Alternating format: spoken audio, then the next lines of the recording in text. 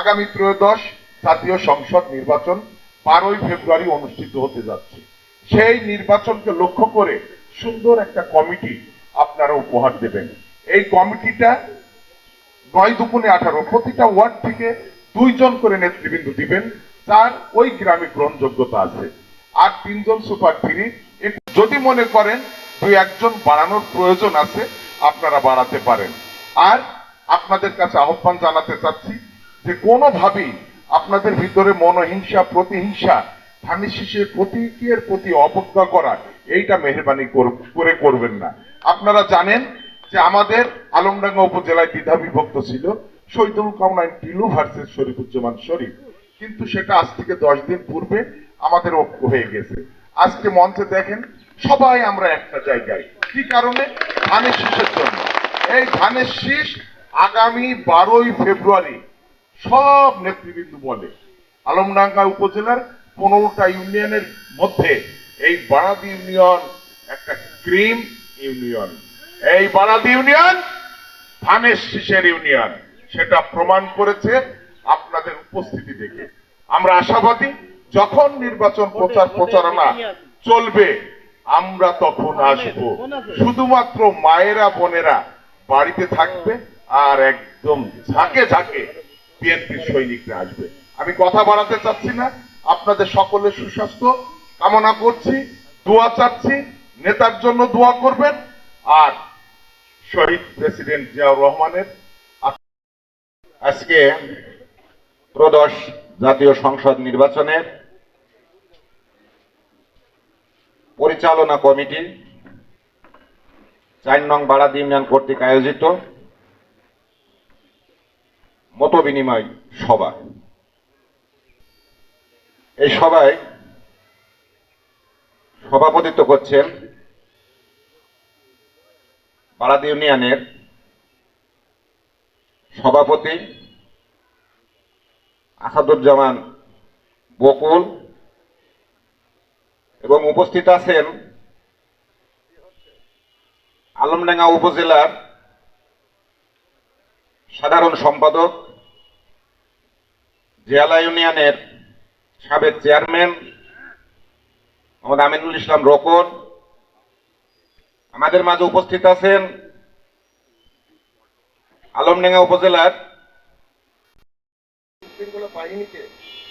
আইন শৃঙ্খলা বিষয়ের উপর আমরা আইন শৃঙ্খলা বাহিনীকে আমরা সহযোগিতা করবো এই বিষয়ের তো আলমডাঙ্গা উপজেলার সাবেক সাধারণ সম্পাদক, জেলা ইউনিয়নের চেয়ারম্যান আশিদুল ইসলাম সেলিম। আরো নেতৃবৃন্দ যারা আসছিল আপনারা তাদের পরিচয় পেয়েছেন। আমি মূল কথায় চলে যাই।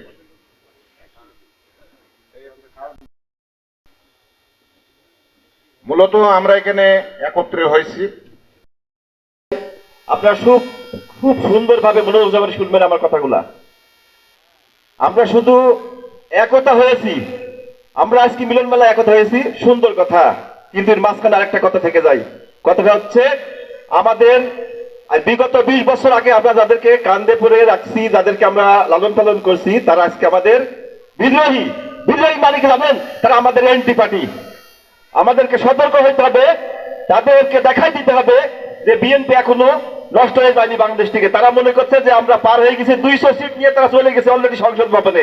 আর তারা প্রচার করছে যে জানাজা করতে হলে আমাদেরকে লাগবে।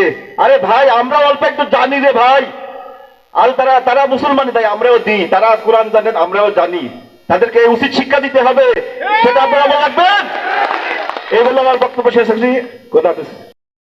সহযোগিতা বুদ্ধি তো আমি দিতে পারি, তাহলে সেই বুদ্ধি এখানে কাজে লাগবে।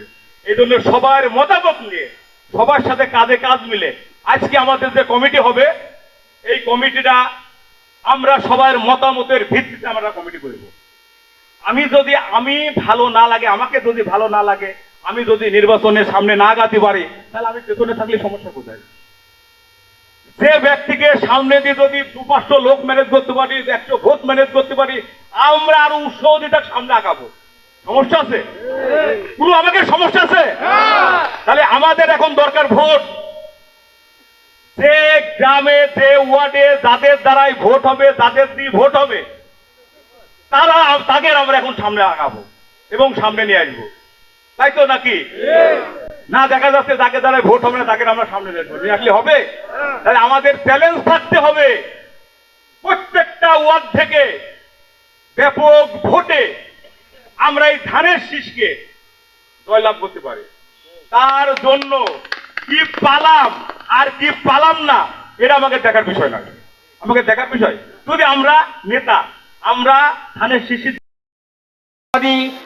দল বিএনপির আজকে 4 নম্বর বারাদি ইউনিয়নের নির্বাচনী কমিটির সম্মানিত সভাপতি এবং প্রধান অতিথি এবং বিশেষ অতিথি সামনে উপবিষ্ট বারাদি ইউনিয়নের ওয়ার্ড এবং সকলের নেতৃবৃন্দকে জানাই আমার চুয়াডাঙ্গা জেলা যুব দলের পক্ষ থেকে রক্তিম শুভেচ্ছা সালাম।